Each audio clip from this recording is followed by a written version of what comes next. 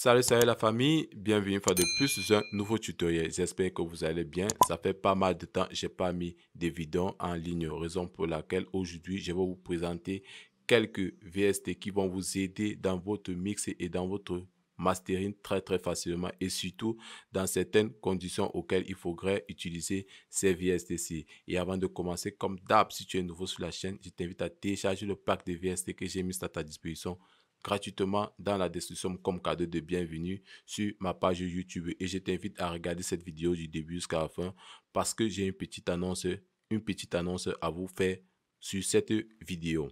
Comme je disais tantôt, je vais vous présenter quelques VST qui vont nous servir du mix et du mastering et je vais faire un bref résumé sur l'utilisation de ces VST. Si je ne vais pas entrer trop dans les détails, à vous d'expérimenter cela chez vous.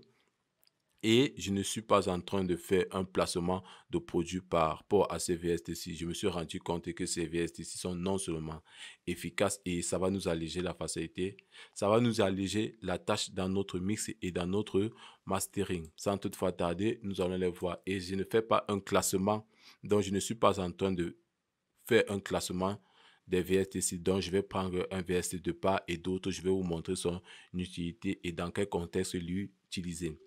Nous allons d'abord utiliser le Procul 3. Tout le monde le connaît, mais il y a certaines fonctions qui regorgent vraiment très spécifiques. C'est sur deux fonctions que je vais m'attarder. Nous avons la fonction Midsize ici. Il va nous servir à gérer une instrumentale déjà composée en gros. Si vous avez déjà un instrument déjà composé et que vous constatez que la personne n'avait pas pris en sorte, n'avait pas bien fait son mix et la personne vous demande de faire un mastering par rapport à cela. Donc, la fonction mid va vous permettre à gérer le côté mono et la fonction side va vous permettre de gérer la stéréo de vos instruments. Ça, c'était le premier plugin que vous deviez utiliser normalement en mastering. Quelles qu'en soient les circonstances, ce VST-ci, il est utilisé à 100% dans le contexte mastering. Et pour l'utilisation dans le mix, pareillement, il est utilisé à 100%. Ça, c'était le premier. Le deuxième va reposer sur le rebalance de chez Omnisphere. Pourquoi l'utiliser en contexte de mastering? Il faut savoir que certaines personnes d'entre nous ne savent pas faire du mastering et préfèrent s'attarder plus sur le mix. Donc, à l'export de ce fichier, donc vous allez exporter votre fichier sur le fichier recommandé le plus ici est le fichier Wave, auquel la personne sera confronté à certaines difficultés. Si vous n'avez pas bien mixé cela, il va s'en rendre compte que par exemple la voix est trop en avant par rapport aux autres instruments. Avec ce plugin, si vous allez pouvoir gérer les drums, la basse et le vocal, donc vous allez pouvoir mettre en avant ou alors en arrière l'instrument souhaité. Donc ça va dépendre. Si le vocal est trop mis en avant, vous allez baisser le volume du vocal, ou alors si la basse en elle est trop mise en arrière, vous allez pouvoir baisser cela tranquillement. Ça, c'était l'un des VST. Nous avons le track speak. Là, je viens tous de les découvrir. En fait, le track speak, lui, va nous permettre de gérer la fonction qu'on appelle le sidechain. Je n'avais jamais utilisé cette technique auparavant. C'est vrai qu'on apprend chaque jour. En fait, il est très facile à gérer. Cette bande, moi, j'utilise généralement pour l'instru et la voix, en utilisant la technique qu'on appelle le sidechain. Il va se comporter de la sorte. En fait, là, vous avez peut-être, pour moi, dans mon cas spécifique, je vais utiliser ça, va représenter la ligne de la voix. Et il y a un deuxième graphique, lui, qui va représenter la ligne de l'instrumental. Et avec cela, vous pouvez couper cette fréquence de cette façon-ci, couper cette fréquence ici. Là, maintenant, le sidechain va s'appliquer sur cette zone et non sur cette façade-ci là. Et là, maintenant, vous allez pouvoir jouer avec le ratio. Ça, c'était l'autre élément. Maintenant, nous avons le Smoke 2. En fait, je me suis rendu compte que il y avait certaines personnes qui avaient trop de similance dans leur voix lors de mes mix. Je n'arrivais pas à bien gérer, malgré que j'utilisais un DSL, je n'arrivais pas à bien gérer cela. En fait, c'est un égaliseur, mais lui, il va agir de façon inverse concrètement à un égaliseur que voici ici. Il va gérer donc généralement l'égaliseur, les fréquences de l'égaliseur normal part du bas vers le haut. Lui, il va gérer maintenant du haut vers le bas. Donc, il va essayer d'adoucir les transitions de certaines voix. Il est généralement utilisé aussi en mastering. Mais moi, généralement, je l'utilise dans l'utilisation du mix d'une voix. Ça, c'était un. Et nous avons maintenant le Smoke Operator. Là, je l'ai découvert récemment, ça fait pas 2 semaines, ou 2 semaines si je ne me trompe pas. En fait, il incombe en lui la fonction compression, la fonction égaliseur et la fonction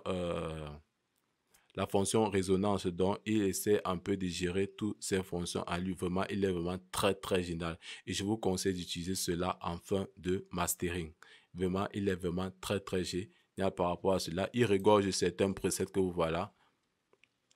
Donc, à vous de juger dans quelle situation vous voulez utiliser cela. Il est vraiment très, très facile à utiliser. Nous pouvons mettre le bleu, nous pouvons mettre le rose, pardon, le vert ou alors le bleu. Et nous avons ici une fonction ici, sidechain. Là, nous avons la fonction solo comme d'hab et nous avons la fonction sortie. Maintenant, nous avons le soft clipper. Le standard clip.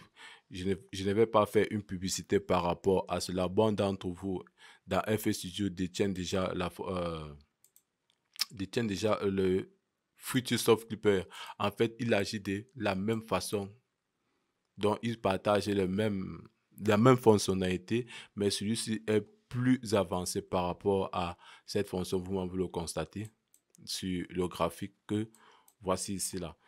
En fait, je ne voudrais pas être très très long par rapport à ce tutoriel. Ces VST que je viens d'énumérer vont vous aider franchement dans le mix et dans le mastering. Nous allons tester 1, 2 que je viens de faire. Je vais vous faire une petite boucle par rapport à l'utilisation de ce VST. Nous allons utiliser le Smoke Operator que voici ici. Nous allons l'activer. Nous allons jouer l'instrumental ensemble.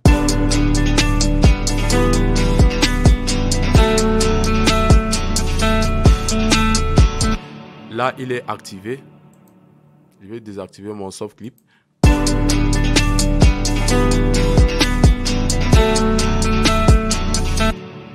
En bypass, il joue comme ceci. Il faudrait voir l'interface du VST en question.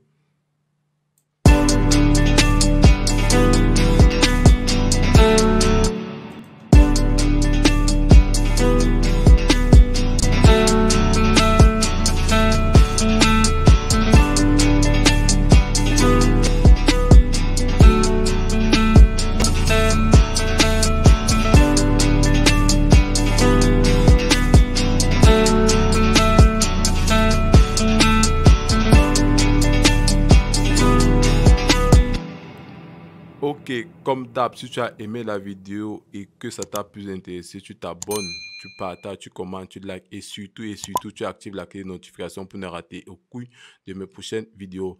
La petite annonce porte sur, je suis en train d'écrire, je veux mettre sur P un groupe Telegram auquel nous pouvons échanger facilement quelques trucs. Je dis bien quelques trucs. Pour ceux qui vont s'abonner, ils vont bien bénéficier de ces quelques trucs que je suis en train de dire. Donc, c'était la petite annonce par rapport à cela. Donc, vraiment, ceux qui vont s'abonner à Telegram vont bénéficier